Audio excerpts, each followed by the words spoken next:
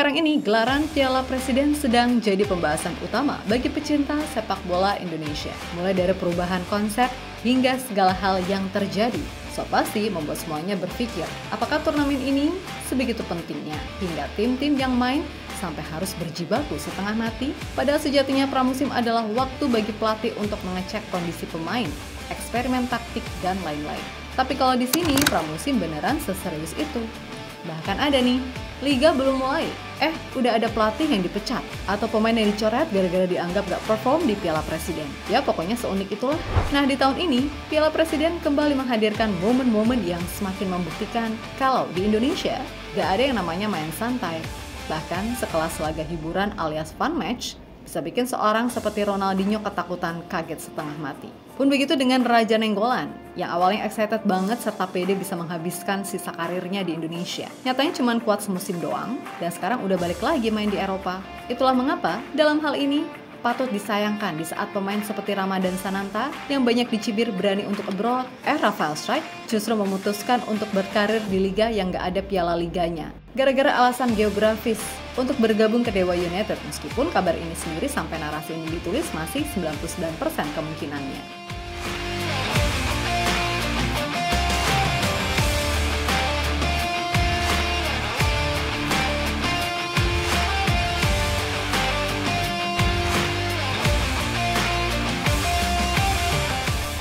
Kita semua tentu masih ingat betapa kagetnya Patrick Kluivert, Danny Lanza, dan Alex Pastoor saat pertama kali nonton Liga Indonesia.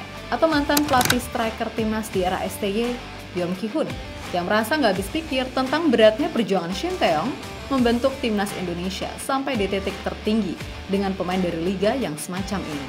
Maka melihat ini semua, gak heran juga kalau Liga 1 yang akan berubah lagi namanya jadi Super League sekarang ada di urutan ke-25 Asia di bawah Liga Kamboja, Singapura, Vietnam, Malaysia, hingga Thailand yang sama-sama dari ASEAN. Nah ketika itu, bagi Yom Ki-hun, berdasarkan apa yang ia lihat, tensi di Liga 1 memang tinggi. Akan tetapi soal basic masih banyak yang salah, terutama dari para pemain lokal yang ada. Yap, masalah passing memang menjadi hal utama yang ada. Dan ia mengerti mengapa Coach Shin waktu pertama kali datang melatih Indonesia merasa cukup kaget dengan kondisi pemain timnas Indonesia ketika itu. Walaupun di satu sisi, Yom Ki-hun juga memuji kalau soal intensitas dan game plan secara umum ini sudah lumayan. Hanya saja tadi, jika tolak ukurnya adalah Liga Korea, ya sudah pasti sangat jauh, terutama yaitu tadi soal kualitas passing. Nah, soal Liga Indonesia sendiri, sebenarnya problemnya juga bukan cuma soal pemain lokal, tapi pemain asingnya yang kebanyakan gak jelas. Bahkan secara kualitas, banyak yang gak jauh beda sama pemain lokal. Itulah mengapa wacana 11 pemain asing di Liga 1 benar-benar dianggap konyol, kecuali pemain asing yang ada levelnya benar-benar di atas pemain lokal. Lah ini, banyak juga yang asal-usul klubnya pun mungkin di game banyak yang gak muncul. Itulah kenapa, dari sisi cara bermain, ya udah deh, sama-sama keras, sama-sama kasar. Seperti yang terjadi di laga Piala Presiden antara Arema versus Oxford. Semua tahu di laga itu Alur Meni beneran digeprek engkelnya sama Paulinho. Ya iya sih, dalam sepak bola cedera itu hal yang normal terjadi. Tapi ya kali sampai segila itu melakukan tackle yang dilihat dari sudut manapun, tendensinya emang udah ngincer. Parahnya lagi, si wasit cuma ngasih kartu kuning walaupun udah cek VAR. Deh, makanya lengkap banget deh cerita Ole di Indonesia. Pertama, dia dengerin lagu Indonesia Raya salah. Kedua, nyaris cedera tuh di GBK gara-gara digajul Han Samo. Ketiga, main di rumput yang walah ngeri. Keempat, lagi enak-enaknya main stadionnya mati lampu. Kelima, yaitu tadi beneran cedera gara-gara engkelnya dihajar. Aduh, kalau boleh ngewakilin perasaan Ole, gini amat ya main di sini. Maka dari itu, good luck aja deh sama Rafa dan Jordi Amat. Semoga aman main di liga yang jadi satu-satunya di ASEAN yang cuma punya satu kompetisi. Alias ya liga doang, gak ada tuh piala liga dan lain-lain.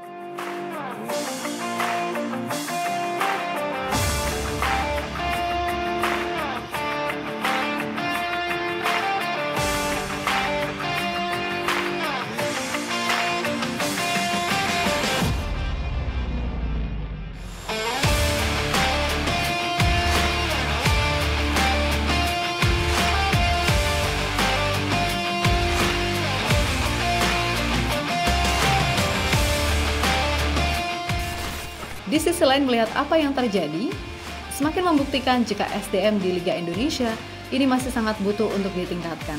Karena ya gimana, cuman pramusim aja beneran sampai semortal Kombat itu mainnya. Ya wajar sih hadiahnya gede banget, bahkan lebih gede dari juara Liga Thailand serta Carabao Cup. Tapi ya gimana, semuanya dianggap serius loh di sini. Ingat saat Ronaldinho datang ke sini, terus main membela Rans FC melawan Persik Kediri dengan judul Fun Match. Namun yang terjadi, legenda Brazil tersebut beneran cuma mau main sebabak aja, abis itu nggak mau main lagi. Pun begitu dengan apa yang dirasakan oleh Raja Nainggolan ketika menjalani musim perdana di Liga Indonesia. Berulang kali dia dibuat frustasi sama pemain lokal, sama wasit, bahkan sama panpel, dan lain-lain. Sampai akhirnya, dia cuma betah semusim, habis itu balik lagi ke Eropa.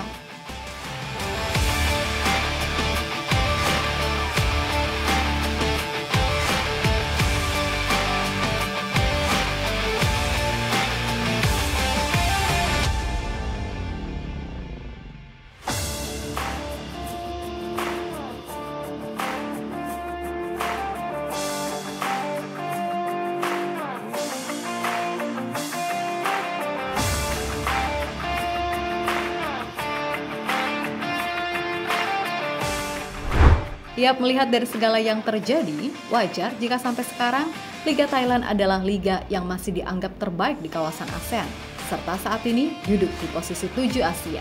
Dan itu semakin dikuatkan dengan Port FC yang notabene adalah tim peringkat 5 Liga Thailand di musim lalu, selalu ngalahin Persib dan Dewa yang notabene adalah tim juara dan runner-up di Liga 1. Dan sebelum ini pun, Shin Tae-yong sendiri pernah berujar kalau dominasi Thailand di level Asia Tenggara tidak terlepas dari kompetitifnya Thai League atau Liga Thailand yang dianggapnya sebagai yang terbaik di kawasan Asia Tenggara, di mana Thai League memiliki penjadwalan yang tersusun rapi sehingga memungkinkan klub-klubnya untuk berkompetisi di Liga Champions Asia secara reguler. Selain itu, klub-klub Thailand yang terbiasa menghadapi lawan-lawan kuat dari Korea, Jepang, hingga Tiongkok di Liga Champions Asia pada akhirnya telah berhasil menjadi latar belakang kesuksesan mereka di kancah internasional. Bahkan tim Buriram United musim lalu sukses tembus 8 besar ACL Elite serta sukses jadi juara di ASEAN Club Championship. Itulah yang tidak dipunyai Liga 1, yang bahkan tim-timnya masih sangat sulit bersaing di level Asia. Jangankan ACL Elite, wong ACL tuh tim juara Liga 1 aja jadi juru kunci, bahkan di level antar tim ASEAN pun juga kelabakan. Lebih lanjut, Shin Tae-yong sendiri juga mengkritik soal mindset pemain Indonesia yang lebih fokus ke hal-hal non-teknis, macam wasit misalnya, ketimbang permainan secara keseluruhan. Sehingga itulah yang membuat Indonesia mudah sekali kena kartu merah saat laga internasional. Dan untuk bersaing di level Asia itu masih menjadi hal yang sulit. Menurut saya, untuk mengembangkan sepak bola Indonesia harus dimulai dari liga yang kuat. Kalau liga lemah, menerapkan standarisasi yang terbaik di timnas Indonesia tidak akan berhasil. Performa liga dan tempo permainannya harus ditingkatkan. Saya menonton pertandingan Liga 1 dan Liga 2, memang banyak kekurangannya, seperti porsi latihan dan porsi latihan fisiknya kurang. Pemain Indonesia seharusnya fokus ke pertandingan. Cuma kenyataannya mereka terlalu sensitif dengan keputusan wasit, selalu protes dan seharusnya lebih tegas untuk memberikan kartu kuning dan merah. Dengan begitu, Liga akan memiliki waktu bermain yang lebih lama. Pemain Indonesia kalau protes seperti ini di luar negeri pasti kartu merah. Di luar negeri, tidak bisa protes seperti itu. Tetapi kalau di Indonesia, sekali wasit tiup peluit, pemain langsung datang, kumpul untuk protes. Mereka sudah seperti wasit semua, tidak masuk akal. Tegas mantan pelatih timnas Indonesia tersebut. Ingat, Mimin bahas ini bukan berarti Mimin punya maksud tertentu ya, apalagi soal STY. Ya, selama ada hal yang baik, ya apa salahnya diambil. Toh lihatlah apa yang dikatakan, jangan lihat siapa yang mengatakan, kan gitu. Dan Patrick Kluivert sendiri kurang lebih juga berpendapat demikian kok saat pertama kali nonton Liga Indonesia. Berdasarkan apa yang ia lihat, tensi di Liga Indonesia memang tinggi. Akan tetapi soal basic masih banyak yang salah, terutama dari para pemain lokal yang ada. Yap, masalah passing memang menjadi hal utama yang ada. Dan ia akhirnya mengerti mengapa STY waktu pertama kali datang melatih Indonesia merasa cukup kaget dengan kondisi pemain timnas Indonesia ketika itu. Walaupun di satu sisi ia juga memuji kalau soal intensitas dan game plan secara umum ini sudah lumayan. Hanya saja ya tadi, jika tolak ukurnya adalah Eropa, dia sudah pasti sangat jauh, terutama yaitu tadi soal kualitas passing dan visi bermain.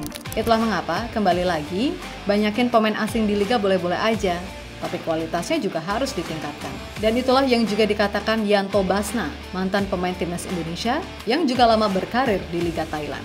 Yap, menurut Kakak Basna yang saat ini merupakan peserta program Garuda Academy Sport Management PSSI, sekaligus lulusan terbaik program Garuda Academy yang akan dapat beasiswa S2 FIFA Master, baginya kalau memang mau meningkatkan kualitas liga Sekali lagi standar pemain asingnya juga harus tinggi.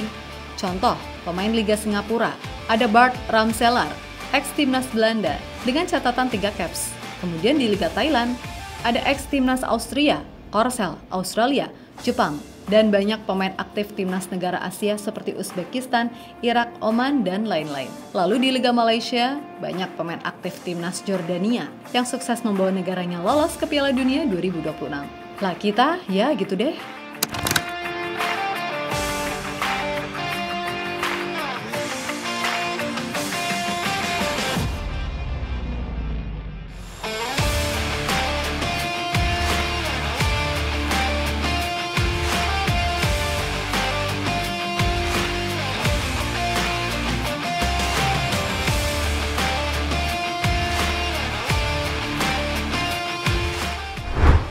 Yap, terlepas dari apapun, moga-moga aja lah kedepannya kompetisi di Indonesia bisa berjalan lebih rapi. Liga berkualitas, serta Piala Indonesia bisa bergulir lagi. Kemudian sepak bola putri juga diperhatikan. Dan yang paling penting tentu saja pembinaan. Nah, untuk Piala Presiden kali ini, ya udah sih terima aja. Kalau memang kualitas liga kita emang begini. Mainnya di Indonesia, tapi yang lolos final, 2 tim dari luar negeri. Lucunya, judulnya Piala Presiden. Tapi 2 tim yang masuk final, sama-sama dari negara yang gak ada presidennya. Maybe bisa diganti Piala Raja aja gak sih? Nggak bercanda. Ya udah sih, semoga sadar ya. Dan buat semua elemen sepak bola Indonesia, tetap semangat dan sukses selalu. Oke, kita Garuda.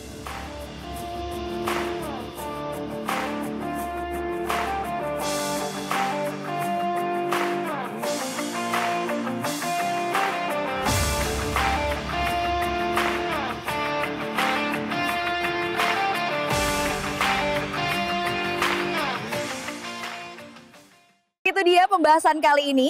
Jangan lupa like, komentar, dan subscribe kalau kamu Garuda fans sejati.